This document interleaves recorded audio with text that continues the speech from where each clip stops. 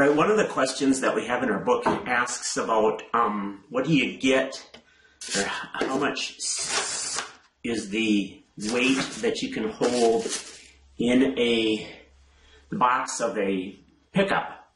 And what I've got here is a model of the size of a box. And let's assume that the box is already full to the top. In other words, there is some volume down below, but we want to see how much sand can we get above that. And what I've got here is a bucket full of sand. Then I'm going to drop it onto the bed here using a funnel, because I think that will allow the sand to fall in a more orderly fashion so that I can stack it better. And one thing that I'd like you to notice is that as it's stacking, it will only stack to a certain height. And I'm going to show you the website that I found that tells you how tall that stack can be. And what you're going to do later on is see how much sand you can stack on top of here and have the sand not fall off the edge. So I'm filling in the edges first, and then I'll come back and I'll fill in the top.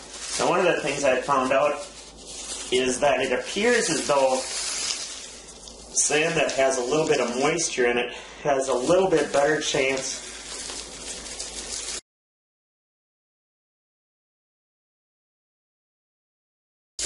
of working in this operation.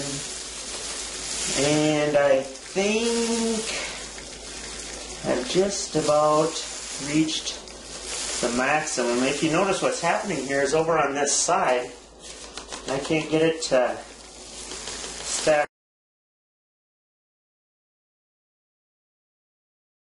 up any higher.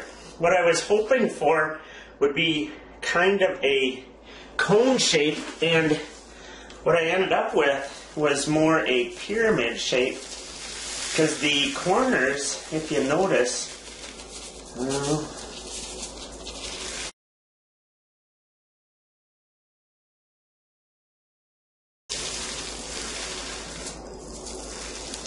the corners do almost end up being straight at the corners. I think that's about all I can get on top of there.